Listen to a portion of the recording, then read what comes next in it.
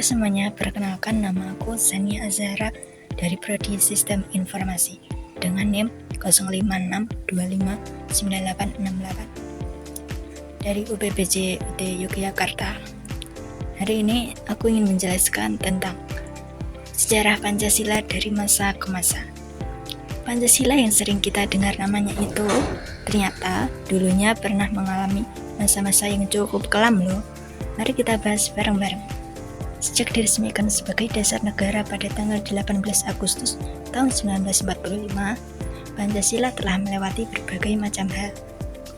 Di masa awal kemerdekaan, Indonesia pernah hampir berpisah secara permanen ketika masih berbentuk Republik Indonesia Serikat. Saat memasuki fase demokrasi terpimpin, terdapat konflik ideologi yang sengit antara kaum nasionalis, agama, dan komunis. Kaum-kaum ini memiliki pemikiran yang bertolak belakang mengenai dasar negara, hingga meletuslah tragedi G30 SPKI, momen di mana ada upaya dari kelompok tertentu yang berusaha mengganti Pancasila.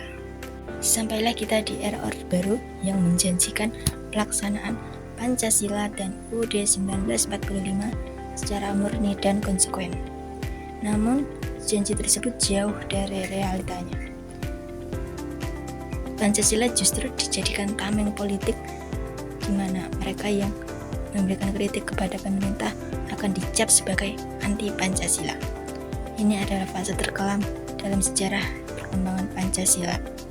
Tapi hebatnya, ketika kekuasaan itu tumbang di era reformasi, bangsa ini tidak hancur. Kita tetap bisa bersatu karena masih memegang satu titik temu, yakni Pancasila. Dari perjalanan sejarah ini, kita dapat belajar tentang nilai ketahanan dan persatuan, serta kapabilitas Pancasila dalam menyatukan keberagaman tanpa mengabaikan nilai-nilai universal. Hal ini membuktikan bahwa seluruh sila Pancasila tetap logis, relevan, dan aplikatif dalam menghadapi gejolak politik hingga sosial. Perlu disadari bahwa akan selalu ada tantangan di setiap zamannya. Kalau dulu tantangannya jelas, melawan penjajah dari luar. Nah, kalau sekarang jauh lebih rumit. Kita harus memerangi fitnah dan adu domba di dunia digital yang dapat memecah belah bangsa dari dalam. Itulah kenapa Pancasila tetap relevan di masa sekarang.